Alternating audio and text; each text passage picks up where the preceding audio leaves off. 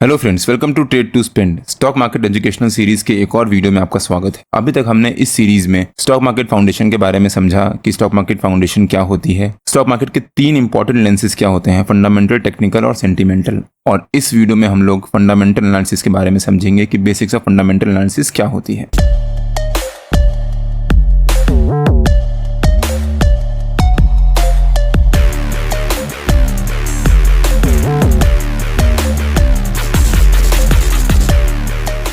Fundamental analysis is common sense applied to business. Fundamental analysis बताता है कि हम लोगों को क्या बाय करना चाहिए, क्यों बाय करना चाहिए और उसको हम किस तरह से जज कर सकते हैं। इसको अगर हम एक बेसिक एग्जांपल से समझते हैं, मान लीजिए आपका एक दोस्त है जो एक रेस्टोरेंट ओन करता है और वो चाहता है कि आप उसके रेस्टोरेंट में पैसा लगाओ। आपके दोस्त ने कहा है इसलिए आप सीधे सीधे जाकर पैसे नहीं लगा दोगे, लेकिन पैसा लगाने से पहले आप वहां पर कुछ चीजें एवेल्युएट करोगे, जैसे कि उस रेस्टोरेंट में कितना क्राउड आता है। अगर क्राउड आता भी है तो वो रेस्टोरेंट पैसा बना भी रहा है या फिर नहीं बना रहा, लेकिन उस रेस्टोरेंट ने लोन तो नहीं ले रखा। अगर आपने पैसा लगाया और उस रेस्टोरेंट ने लोन ले रखा है तो हो सकता है आपका पैसा सारा लोन चुकाने में चला जाए, आपको वहां पर लॉस हो सकता है। इसी एनालिसिस को जो आप कहते हो, अगर इसको बेसिक टर्म्स में देखें तो इसको हम फंडामेंटल एनालिसिस भी कह सकते हैं। आप पैसा लगाने से पहले देख रहे हो कि जिस भी चीज में आप पैसा लगा रहे हो, चाहे वो कोई कंपनी हो, कोई रेस्टोरेंट हो या फिर कोई स्टॉक हो, वो स्टॉक पैसा लगाने लायक है भी या नहीं, वो आज नहीं तो कल फ्यूचर में ग्रो करेगा भी या नहीं करेगा। तो what is fundamental analysis? Fundamental analysis आपको ये नहीं बताता कि वो कंपनी कल ग्रो करेगी या फिर परसों ग्रो करेगी, या फिर वो कंपनी आपको कल या परसों में रिटर्न देना स्टार्ट कर देगी।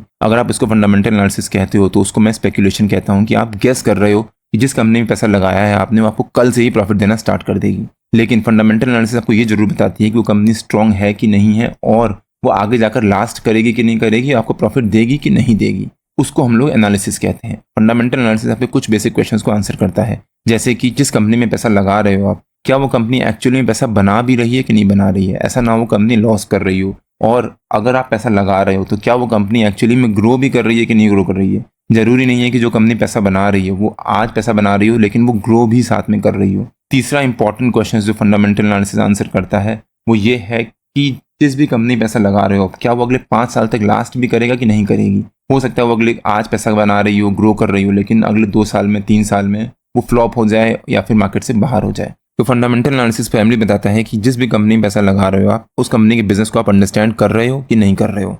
ना कि आप उस कंपनी के बिजनेस को या फिर उस कंपनी में पैसा लगा रहे हो तो आप प्रेडिक्ट कर रहे हो कि हो सकता है कल ये कंपनी ऊपर जाए। किसी भी स्टॉक में अगर आप पैसा लगाते हो तो आप उस स्टॉक में पैसा नहीं लगा रहे हो, आप उसके बिजनेस में पैसा लगा रहे हो। मान लीजिए कोई एक कंपनी है रिलायंस, रिलायंस में आप पैसा नहीं लगाते, आप अगर उसका स्टॉक खरीद रहे हो तो आप उसके एक्चुअल रिलायंस के बिजनेस में पैसा लगा रहे हो कि रिलायंस का बिजनेस अगर ग्रो करेगा तो आप भी ग्रो करोगे, और अगर बिजनेस ग्रो नहीं करेगा तो आप भी ग्रो नहीं करोगे। मार्केट में सिर्फ 2 तरीके से पैसा लगा सकते हैं। एक है कि बिना रिसर्च किए आपसे किसी ने टिप दे दी, किसी ने टेलीग्राम में, व्हाट्सएप में या फिर किसी दोस्त ने बोल दिया कि ये कंपनी अच्छी है और जाकर पैसा लगा दो, आपने सीधे पैसा लगा दिया, वो हो गया बिना रिसर्च किए। दूसरा होता है कि एक रिसर्च करने के बाद पैसा लगाते हो आप, कि जिस भी कंपनी में पैसा लगा रहे हो आप, तो आपको वो पैसा ग्रो होगा और आपका पैसा सेफ है। और दोनों ही चीजों में बहुत बड़ा डिफरेंस है। बिना रिसर्च करेगा पैसा लगाओगे, मान लीजिए आपने किसी के कहने पर रिलायंस में पैसा लगा दिया और जो यूएस और ईरान के वॉर की वजह से जो क्राइसिस चल रही है उसकी वजह से रिलायंस में कुछ प्रॉफिट बुकिंग आई। अगर रिलायंस में कुछ प्रॉफिट बुकिंग आई, आपने देखा कि रिलायंस का शेयर 20% फॉल कर गया है, आपके पास लिमिटेड फंड्स हैं, आप पैनिक में आकर सेलिंग करना स्टार्ट कर दोगे और आप लॉस बुक करोगे, जिसकी वजह से आपको नुकसान होगा।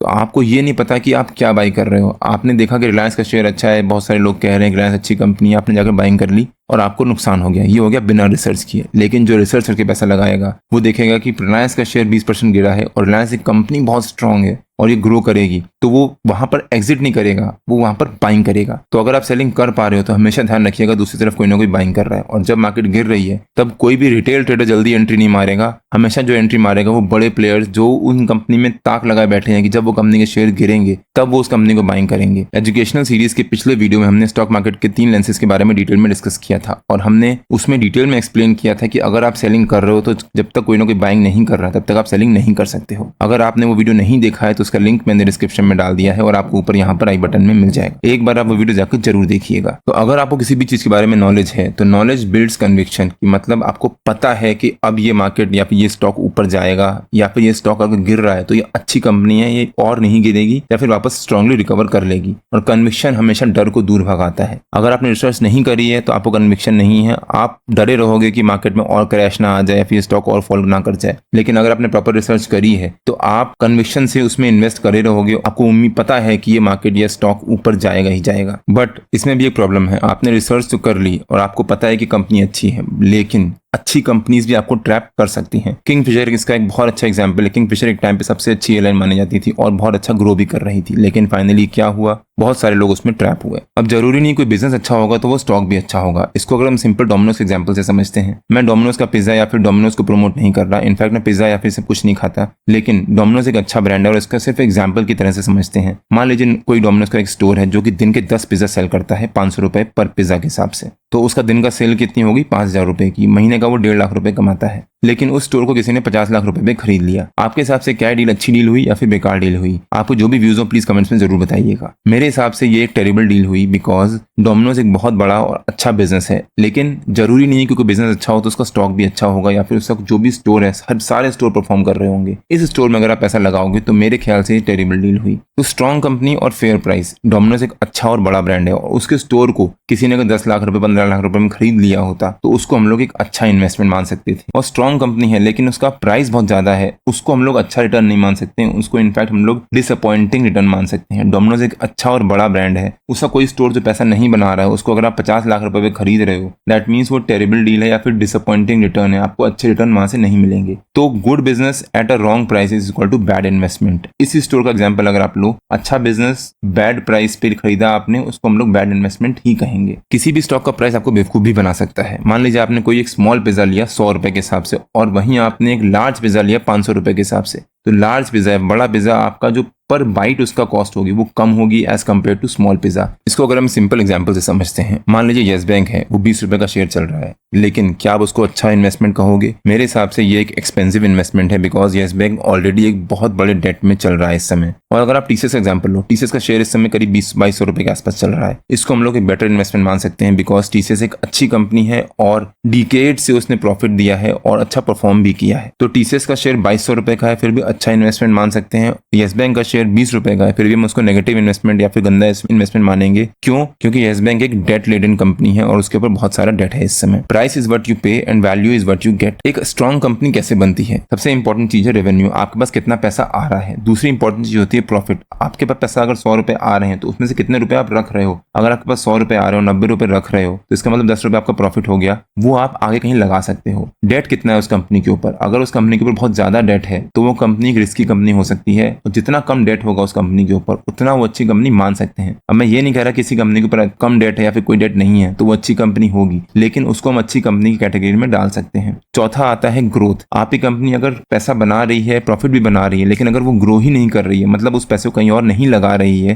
दैट मीन्स वो कंपनी आज नहीं तो कल फ्लॉप होगी या फिर आपको उतना अच्छा रिटर्न नहीं दे पाएगी। उसके बाद आता है लीडरशिप। अगर आपकी लीडरशिप अच्छी नहीं है और उसने अपने आप को पहले कभी प्रूव नहीं किया है, चांसेस हैं कि हो सकता है वो आपकी कंपनी में भी रिस्की चीज हो और आज नहीं तो कल उस कंपनी की जिसकी लीडरशिप अच्छी नहीं है वो कंपनी फ्लॉप हो सकती है। उसके बाद आता है ब्रांड। आपके कस्टमर्स आपकी कंपनी को कितना ट्रस्ट करते हैं। अगर आपके कस्टमर्स आपकी ब्रांड को ट्रस्ट नहीं करते हैं तो चांसेस हैं कि वो आज नहीं तो कल आपसे शिफ्ट हो जाएंगे। इसका मतलब आपकी कंपनी उतनी स्ट्रॉन्ग कंपनी नहीं है। जो भी स्ट्रॉन्ग कंपनीज होंगी वो डिफिकल्ट टाइम को सर्वाइव कर जाएंगी और वीक या कमजोर कंपनीज डिसअपियर हो जाएंगी। सबसे अच्छा एग्जाम्पल है आज के टाइम में जब यूएस ईरान का वॉर चल रहा है, जो भी कंपनीज अब इस टाइम को सर्वाइव कर जाएंगी, इसका मतलब वो अच्छी और स्ट्रॉन्ग कंपनीज हैं। और काफी सारी कंपनीज जो इस टाइम को सर्वाइव नहीं कर पाएंगी वो सारी कंपनीज डिसअपियर हो जाएंगी और हो सकता है कल जब ये चीजें सारी नॉर्मल हो जाएं तब आपको वो कंपनीज दिखे भी ना। रेवेन्यू, प्रॉफिट और डेट।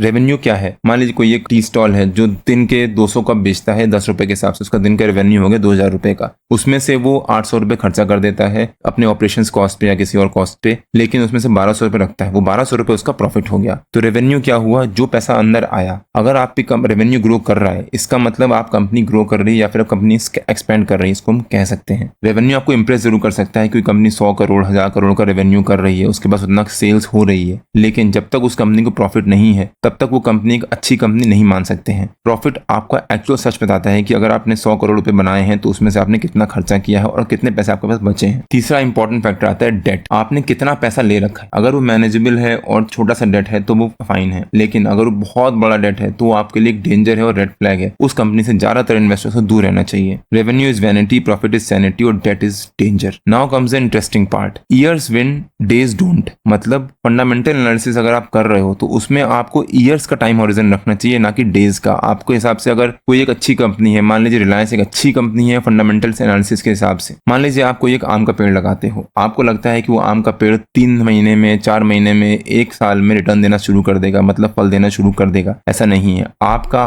टाइम हॉरिजन 2 साल, 3 साल या फिर उससे ज्यादा होना चाहिए। 1 दिन, 2 दिन या फिर हफ्ते भर, महीने भर के लिए नहीं होती। Fundamental analysis is for years. अगर आप आज कोई स्टॉक में इन्वेस्ट कर रहे हो तो आपका टाइम हॉरिजन 10 साल, 5 साल, 15 साल ऐसे होना चाहिए, ना कि 3 महीने, 6 महीने, 1 साल के लिए। इसको अगर हम सिंपल टाइटन के एग्जांपल से समझते हैं, जनवरी 2003 में टाइटन का शेयर चल रहा था करीब 4 रुपए के आसपास, और उस समय जिसने भी फंडामेंटल एनालिसिस के बेसिस पे टाइटन में इन्वेस्ट किया होता और उसका टाइम हॉरिजन होता 10 साल, 15 साल, 20 साल का, तो उसने 4 रुपए में शेयर लेकर आराम से बैठ गया होता है। और 2008 में जब क्रैश आया था तब भी काफी सारे लोग जिन्होंने बिना रिसर्च किया, फिर छोटी मोटी रिसर्च करी और टाइटन पैसा लगाया, देखा देखी इधर उधर लोगों को, उन्होंने या तो यहाँ पर लॉस बुक किया होता या फिर प्रॉफिट बुक किया होता और निकल गए होते। लेकिन जिसने 2003 में इन्वेस्ट किया है और उसका टाइम हॉरिजन 15 साल, 20 साल का है, तो उसने यहाँ पर और टाइटन के शेयर्स ऐड किए होते। और उसके बाद 2020 में जब दोबारा क्रैश आया था तब टाइटन का शेयर चल रहा था करीब 720 रुपए। ऑलरेडी जिसने भी 2003 में इन्वेस्ट किया था और उसने अभी तक होल्ड किया था 15-17 साल के लिए, तो वो ऑलरेडी बहुत अच्छे प्रॉफिट में बैठा था।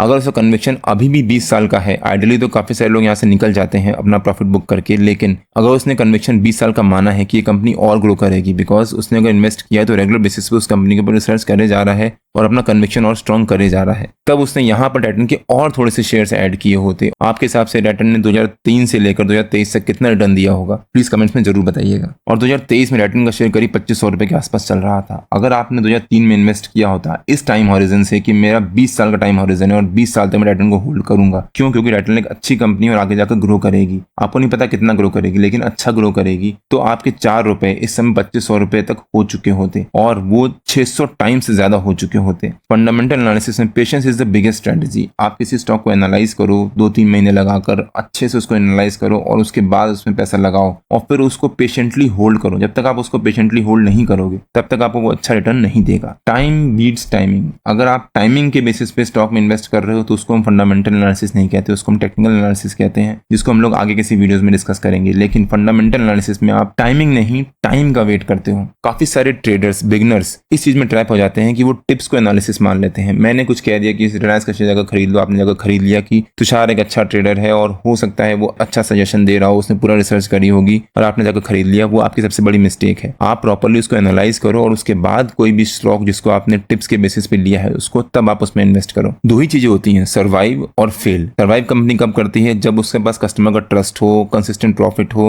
अडेप्ट करे अपने आप को ओवर टाइम और उसकी लीडरशिप स्ट्रांग हो और लॉन्ग टर्म की लीडरशिप हो। ऐसा नहीं हो कि हर साल 2 साल में लीडरशिप चेंज हो रही है। टाटा, एशियन पेंट्स, मैरिको इसका अच्छा एग्जाम्पल है। और कंपनी फेल कब होती है? जब उसके पास बहुत बड़ा डेट हो, कोई भी इनोवेशन या फिर बड़ा इनोवेशन ना कर रही हो, उसकी गवर्नेंस उतनी अच्छी नहीं है, उसका मैनेजमेंट उतना अच्छा नहीं है और कंपटीशन से वो फाइट ना कर सके, जैसे कि जेट एयरवेज, DHFL, सुजलॉन फिर भी अब अच्छा ग्रो करना शुरू करी है, लेकिन एक टाइम पे सुजलॉन भी एक ऑलमोस्ट खत्म हुई कंपनी बन चुकी थी। मार्केट रिवॉर्ड एडेप्शन, दे पनिश स्टबर्नेस। मार्केट एडेप्शन को रिवॉर्ड करता है। अगर आप अपने आप को अडेप्ट करते जा रहे हो मार्केट के सिनेरियो के बेसिस पे तो वो आपको रिवॉर्ड करेगा, लेकिन अगर आप स्टबर्न होकर चेंज नहीं होंगे तो मार्केट आपको पक्का पीटेगी और मार्केट से बाहर कर देगी। फंडामेंटल एनालिसिस का एक बहुत इंपॉर्टेंट पार्ट है रेशियोज, और कुछ रेशियोज ऐसे हैं जो आपको जानने ही चाहिए। Start here, understand these 5 ratios first. सबसे पहला है पी रेशियो, वो बताता है कि कोई भी स्टॉक कितना एक्सपेंसिव है। दूसरा आता है रेवेन्यू, आपकी सेल्स ऊपर जा रही है या फिर नीचे जा रही है और हर साल कितना ग्रो कर रही है। तीसरा आता है प्रॉफिट मार्जिन, आपका प्रॉफिट मार्जिन ग्रो कर भी रहा है कि नहीं कर रहा। हर 100 रुपए जो आप लगाते हो उसमें आप कितना प्रॉफिट बना रहे हो। चौथा आता है डेट टू इक्विटी, आपके ऊपर कितना लोन है और आपका खुद का पैसा कितना है। जितना कम ये रेशियो होगा उतना आपके लिए अच्छा है या फिर उतनी अच्छी कंपनी मान सकते हैं। और पांचवा होता है ROE, मतलब आप शेयर होल्डर का पैसा कितनी एफिशिएंटली लगा रहे हो। रेशियोज के ऊपर डिटेल में हम लोग किसी और वीडियो में कवर करेंगे, बिकॉज रेशियो एक बहुत बड़ा टॉपिक है और अगर मैं इसमें कवर करने बैठ गया तो ये वीडियो बहुत लंबा वीडियो बन जाएगा। 5 ऐसे रेशियोज जो गुड टू नो रेशियोज हैं। सबसे पहला है PB ratio, EPS growth, operating margin, current ratio, ROCE। फिर होते हैं एडवांस्ड रेशियो जो आपको जानने चाहिए। अब जरूरी नहीं है कि आप जानो, अगर आपने शुरू के 10 रेशियोज जान लिए अच्छे से तो आपको एडवांस रेशियो में काफी आसानी होगी समझने में। EV by EBITDA, free cash flow, PG ratio, Graham number और पियोट्रोस्की स्कोर। आपका बिगेस्ट एनिमी क्या है? वो मार्केट नहीं है, वो आप खुद हो, आपके इमोशंस हैं। और इसके ऊपर भी हमने एक डिटेल वीडियो बनाकर अपने यूट्यूब चैनल में अपलोड किया हुआ है। अगर आपने वो वीडियो नहीं देखा है तो उसका लिंक मैंने डिस्क्रिप्शन में डाल दिया है और आपको ऊपर यहाँ पर आई बटन में मिल जाएगा। एक बार आप वो वीडियो जाकर जरूर देखिएगा। 5 कॉस्टली मिस्टेक्स जो ट्रेडर्स या फिर बिगनर्स करते हैं। सबसे पहला है बाइंग स्टॉक बिकॉज उसका प्राइस ऊपर जा रहा है। आपने देखा कोई स्टॉक का प्राइस ऊपर जा रहा है, जंप करके आपने उसमें बाई कर लिया। अब ऊपर गया तो ठीक, अगर वो नीचे आ गया तो आपको लॉस हो जाएगा। आपने कुछ नहीं देखा कि वो प्राइस ऊपर जा रहा है तो क्यों जा रहा है, क्या रीजन है, कहीं वो स्पेकुलेशन तो नहीं है, बस आपने जंप करके बाइंग कर लिया। वो एक कॉस्टली मिस्टेक है। प्रॉफिट हो गया तो अच्छी बात है, लेकिन अगर लॉस हो गया तो आप गए। दूसरा है व्हाट्सएप या टेलीग्राम टिप्स। आपसे किसी ने कोई व्हाट्सएप ग्रुप ज्वाइन कर लिया है आपने, या फिर कोई टेलीग्राम चैनल ज्वाइन कर लिया है, उसमें कोई टिप आई, आपने ना इधर देखा ना उधर देखा, आपने सिंपली कोई टिप आई है, आपने जाकर बाइंग कर लिया और आपको वहां पर लॉस हो गया। वो एक बहुत बड़ी गलती है। तीसरा होता है buying cheap stock without knowing checking why.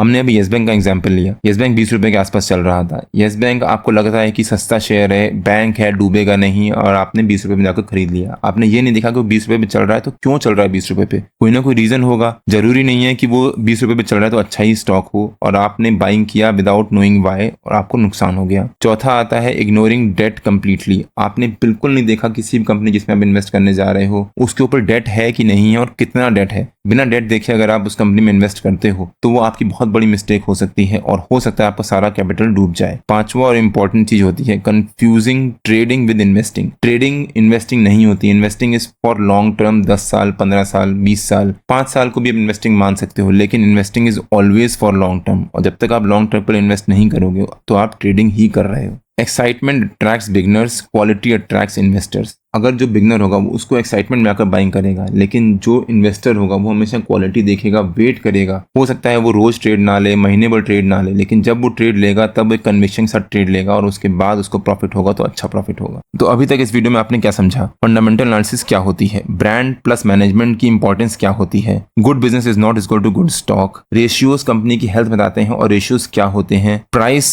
अकेला आपको नहीं बताता कि वो स्टॉक जिसमें आप इन्वेस्ट कर रहे हो वो अच्छा है या बुरा है, पी रेशियो क्या होता है, रेवेन्यू और प्रॉफिट, डेट, ये सब चीजें क्या होती हैं और बिजनेस के बारे में क्या बताती हैं, patience plus conviction is equal to wealth compounded. जैसा आपने टाइटन के शेयर में देखा 4 रुपए से लेकर 2500 रुपए तक गया, वो सिर्फ पेशेंस और कन्विक्शन था। पेशेंस था उसको उतने टाइम हॉरिजन के लिए होल्ड करना। इसीलिए मैंने शुरू में कहा था कि fundamental analysis is just common sense applied to the business. वो कुछ नहीं है, सिर्फ कॉमन सेंस है। आप बिजनेस में कॉमन सेंस लगाओ, बिजनेस अच्छा है बुरा है, किस तरह से बिजनेस होता है, और उसके बाद पैसा लगाओ तो आपको हमेशा प्रॉफिट होगा। मोस्ट ऑफ द केसेस में प्रॉफिट होगा। अगर आपको वीडियो अच्छा लगा हो तो आप चैनल को सब्सक्राइब कर सकते हो और बेल आइकन जरूर हिट कर लीजिएगा, सो दैट मैं जब भी अपना अगला वीडियो पोस्ट करूँ आपको नोटिफिकेशन आ जाए। कल मार्केट में मिलते हैं। टिल देन जय श्री राम एंड जय हिंद।